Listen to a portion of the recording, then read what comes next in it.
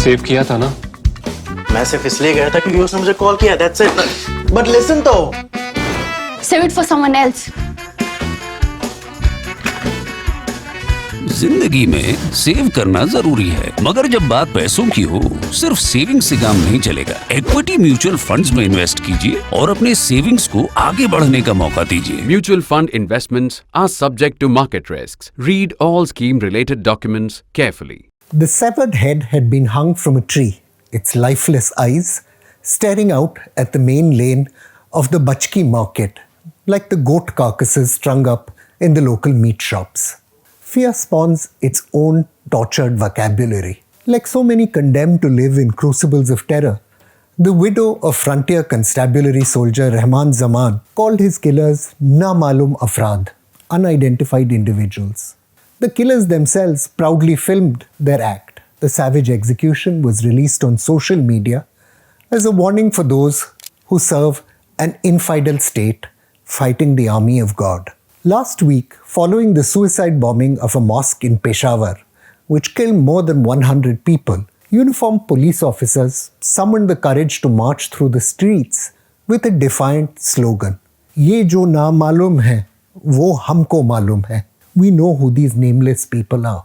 Like the killing of Constable Rahman in December, as well as dozens of attacks on civilians, the bombing is believed to have been carried out by the Jamaat-ul-Ahrar, one of dozens of loosely allied jihadist groups that together make up what's called the TEHREEK-E-TALIBAN, which is fighting to carve out a Sharia-governed state from Pakistan's northwest. The great historian A.J.P. Taylor once observed of the German revolutions of 1848, history reached its turning point but failed to turn. The Pakistan army has vowed to crush terrorism after this Peshawar bombing, but we've heard words like these many times before. Local residents have long been demanding that the government act against the jihadists. Fearing civil war though, the government has chosen to seek deals with the jihadists instead. Ever since the Taliban took power in Kabul, jihadist violence across Pakistan has exploded. Facing an unprecedented financial crisis, the country just doesn't have the will or the resources to fight back. And that raises the real prospect of a jihadist triumph with repercussions across the region. Led, so legend has it, by a legion of jinns impervious to bullets, the armies of the cleric Haji Fazal Wahid of Turangzai laid siege to frontier constabulary outposts across Mohmand in 1927. Even though imperial power eventually prevailed, the rebellion exposed British power in the northwest as something of an illusion. The authority of the mullahs has developed from a religious to an authoritarian one, the colonial bureaucrat Khan Bahadur Quli Khan glumly observed. They can coerce any Mohmand as if they were rulers. The suicide bomber who blew himself up at the police lines in Peshawar was the inheritor of that tradition of jihad, almost a century old. 8 decades after the rebellion was extinguished by British bombs, a convoy of 4-wheel drives packed with men cradling assault rifles pulled up at Haji Fazal's shrine. 28-year-old amateur poet Abdul Wali, later to figure on global terror watch lists as Omar Khalid Khorasani with a price of $3 million on his head, declared himself the inheritor of the cleric's jihad.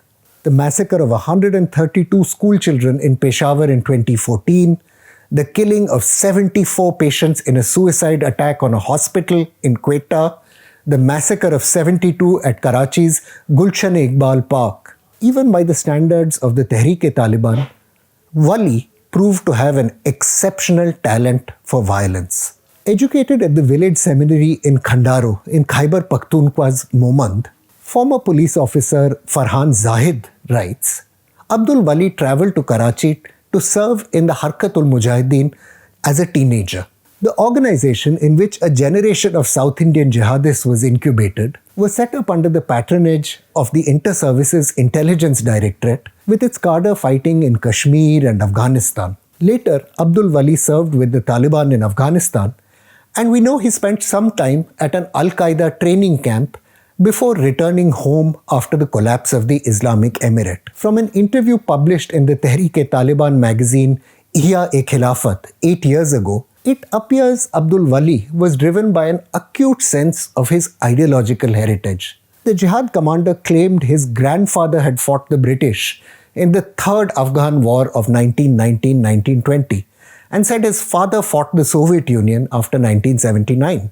Like many Taliban volunteers from Pakistan's northwest, Abdul Wali headed home after 9/11 equipped with weapons and military training. He was determined to use them to sweep aside the traditional tribal elite and build a new Sharia-governed political order. General Parvez Musharraf, scholars Muhammad Quresh and Fakhrul Islam have shown, proved supportive of this project, hoping to recruit Islamism or political Islam to strengthen his military regime's legitimacy. Early in 2006, Abdul Wali was appointed to lead the newly formed TEHREEK-E-TALIBAN in Mohmand. 8 years later, after a falling out with the organization's Amir, Fazal Hayat, Abdul Wali formed his own organization, the Jamaat-ul-Ehrar. The INFIDEL'S world order stands upon the foundation of terrorism.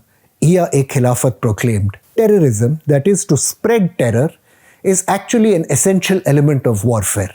The Jamaat-ul-Ehrar manifesto released in 2014 promised to wage jihad until a caliphate was established in every nook and corner of the world.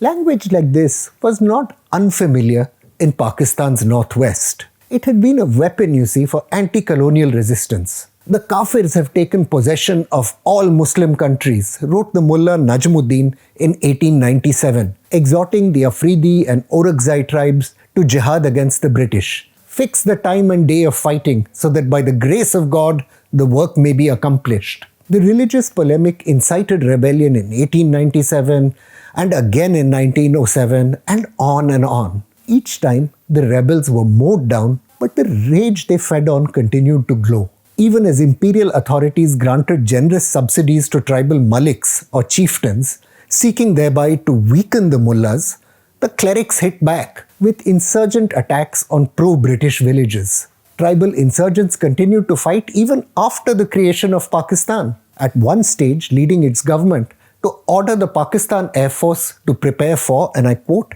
destructive action against the villages. The communal mobilization of the pre-partition period, the campaigns against the Ahmadi minority after independence, and the anti-Soviet jihad each contributed to clerical strength and power in Pakistan's northwest, historian Sana Haroon has observed. These would lay the foundations for the rise of new jihadist movements like the Tehreek-e-Nifaz Shariat-e-Muhammadi or Movement for the Enforcement of Islamic Law, which eventually flowered into the Tehreek-e-Taliban. Efforts to secure live and let live deals with these new jihadist movements after 9/11, journalist Daud Khatak has recorded, had few results. An agreement between General Musharraf and the jihad commander Naik Muhammad Wazir disintegrated within days. Another agreement with Baitullah Masood, Abdul Wali's first patron, also fell apart. A third deal went the same way, with jihadists resiling on their promises to end violence.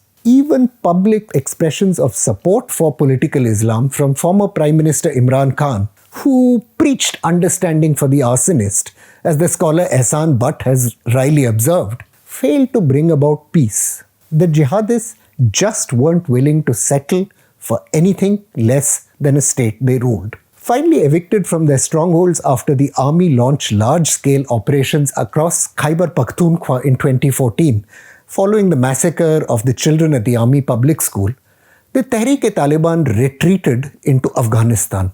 There, the historian Antonio Giustosi has recorded, leaders like Abdul Wali entered into a complex weave of relationships with other jihadist organizations, among them the newly formed Islamic State. Even though violence in Pakistan declined, the threat remained just across the border. Its military hoped the resurgent Taliban in Afghanistan would fix the problem once and for all. Last year, top jihad commander Muslim Khan, sentenced to death for a string of killings, was secretly flown out of a death row at a military prison in Pakistan into the custody of the Afghan Taliban. Imran pushed plans for the rehabilitation of the jihadists in Khyber Pakhtunkhwa as part of a deal which he hoped would cede some political power to the jihadis in return for their giving up arms. former Inter-Services Intelligence Chief Lieutenant General Faiz Hamid succeeded in negotiating a ceasefire. But even as that ceasefire was in place, terrorists began beheadings, public executions, and ambushes against the police. The country's National Counter-Terrorism Authority recently said the only thing the ceasefire achieved was allowing the TEHREEK-E-TALIBAN to resume its recruitment and operations. Last year, TEHREEK-E-TALIBAN units demonstrated they could stage lethal attacks outside Khyber Pakhtunkhwa, staging a suicide bombing in Islamabad. Last week, the organization attacked a police station in Punjab's Mianwali and killed 2 intelligence officers in the town of Dera Ghazi Khan. Abdul Wali himself was killed last year in an assassination carried out by the United States. The Peshawar bombing, though, shows the war he unleashed is escalating again. This time, a bankrupt state might not be able to fight back, and a jihadist victory in Pakistan's northwest will have far-reaching consequences. Perhaps the destabilization of the country and the empowerment of jihadist movements across our region. I'm Praveen Swami, and I'm National Security Editor of ThePrint. Thank you for watching Security Code.